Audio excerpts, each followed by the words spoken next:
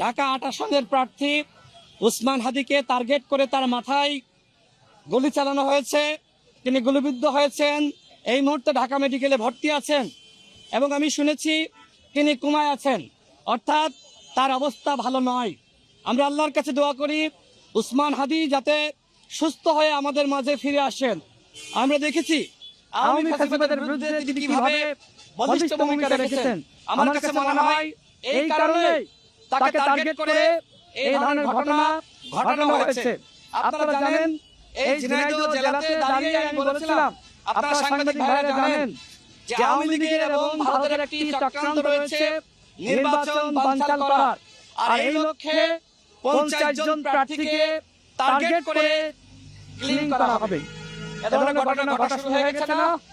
তার মানে যদি আপনারা ফ্যাসিবাদ মুক্ত নির্বাচন না করতে পারেন, ওই ফ্যাসিবাদের দর্শকদেরকে নির্বাচনের সুযোগ দেন, এই ধরনের অসংখ্য ঘটনা ঘটবে। নির্বাচনকে কেন্দ্র করে এবং নির্বাচনে অংশগ্রহণ করার সুযোগ পেয়ে তারা কিন্তু মূলত নির্বাচন করবে না, বরং নির্বাচনকে বানচাল করবে। আজকে উসমান হাদিকে যেভাবে গুলি করা হয়েছে, আমি এখানে দাঁড়িয়ে কথা বলছি, আমাকেও তো টার্গেট করে গুলি করা হতে পারে, হতে পারে না?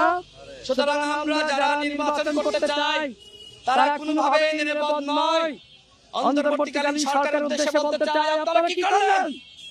এই 16 মাসে কেন নির্বাচনের পরিবেশ তৈরি করতে পারলেন না? আজকে আমার ভাই রক্তাক্ত বাঁচবে কি মরবে আমরা কেউ জানি না। আগামীকাল তো আমিও মারা যেতে পারি, আগামীকাল তো আমিও গুলিবিদ্ধ হতে পারি। সুতরাং আমি স্বরাষ্ট্র উপদেষ্টাকে বলবো, এর আগে নুরুল হক নূর সমাজের উপরে হামলা করা হয়েছিল, আপনি বিচার করতে পেরেছেন। বিভিন্ন সময় আমরা আক্রান্ত হয়েছি। চট্টগ্রামের একজন প্রার্থী, তার গণসংযোগেও গুলি করে একজনকে হত্যা করা হয়েছে। বিভিন্ন জায়গায় দুর্বৃত্তরা গণসংযোগে হামলা চালাচ্ছে। আজকে ঢাকাতে একজন জনপ্রিয় ব্যক্তি, তাকে টার্গেট করে গুলি করা হয়েছে। সুতরাং আপনারা শুধুমাত্র তাফসীর ঘোষণা করে যদি মনে করেন সেরা নির্বাচন করবেন, সেরা নির্বাচন করার জন্য সেরা নির্বাচনী পরিবেশ তৈরি করতে হবে, সেটি কতটুকু করতে পারবেন আমি জানি না। আমি অত্যন্ত ব্যথিত।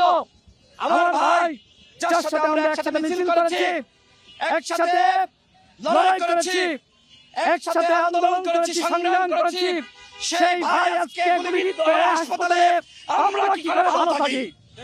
আমি স্বরাষ্ট্র উপদেষ্টাকে বলবো 24 ঘন্টার মধ্যে যদি এই দুর্বৃত্তদেরকে গ্রেফতার করতে না পারেন, আপনাকে পদত্যাগ করতে হবে। আপনার মতন ব্যক্তি আমাদের দরকার নাই, আপনাদের নিরাপত্তা নিশ্চিত করতে পারে না। আজকে আমি কষ্ট পাচ্ছি, আমি ব্যথিত, আমার কথা বলারও অবস্থা নাই। তারপরে আপনাদের উদ্দেশ্যে বলছি যে নির্বাচন তখনই সুষ্ঠু হবে যখন প্রার্থীদের নিরাপত্তা এই সরকার নিশ্চিত করতে পারবে এবং নির্বাচন কমিশন কঠোরভাবে ভূমিকা রাখতে পারবে। আমি বিচার দাবি করছি, যদি বিচার না হয় তাহলে কিন্তু এই ধরনের ঘটনা আরো ঘটবে। আর এই ঘটনা কেন ঘটনা হলো? মূলত আমাদেরকে ভয় দেখানোর জন্য। আমরা যাতে গণসংযোগে না যাই, আমরা যাতে সভা সমাবেশ না করি, আমরা যাতে ভয়ে ঘরে লুকিয়ে থাকি, আমরা যাতে মানুষের কাছে না যাই, ভয় দেখানোর জন্যই উসমান হাদিকে টার্গেট করে গুলি করা হয়েছে হত্যার উদ্দেশ্যে।